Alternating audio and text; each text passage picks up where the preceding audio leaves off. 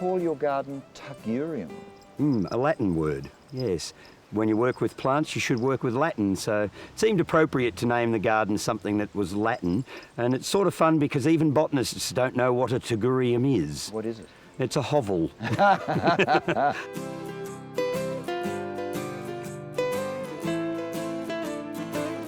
To me, a garden should be the place that makes you relax, puts a smile on your face. Yeah. In fact, you should have fun in a garden. In fact, you shouldn't not only put a smile on your face, but you should actually enjoy gardening. I think too many people follow fashions or feel locked in that they have to do something that the neighbours will approve of, instead of being out there and enjoying it.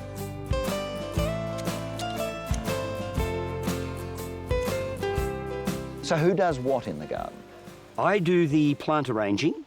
That's sort of where my expertise is. So I select the plants and mix them together, and then got told off because it wasn't quite the way it should have been. But I do the string bit. I go out with pieces of string and measure things and irritate Stephen that way. But I suppose I like a little bit more structure in the garden, so that's my job. Yes, Craig, in fact, is the one that creates a circular lawn that's perfectly circular, or a path that is dead straight and lines up with the shed or whatever.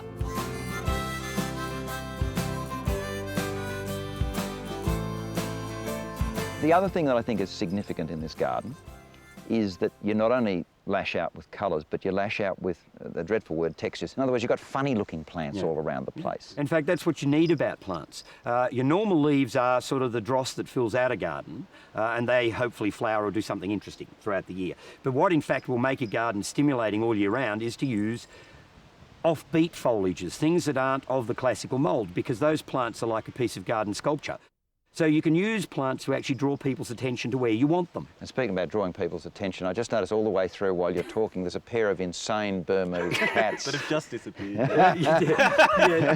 They have been running around like mad things all morning, showing off.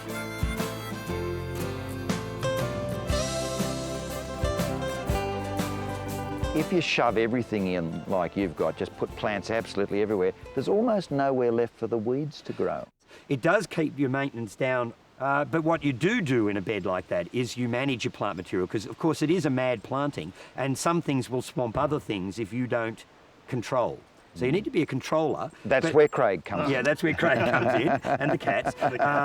But you've got to control the material in such a way that it's not obvious.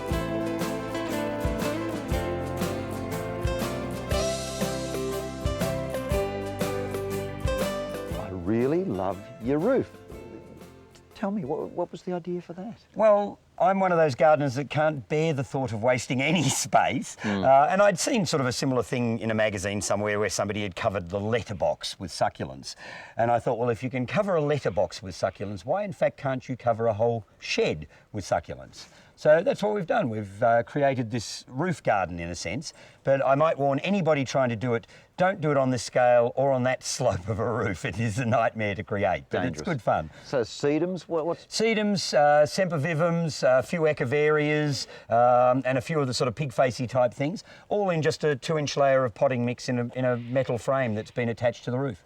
And in a few years that will just be a Turkish carpet sort of That's effect. the effect I'm trying to create. I've planted in sort of patches and clumps. I haven't done any sort of fancy pattern work, but you know, to get big drifts of colour of the different succulents up there.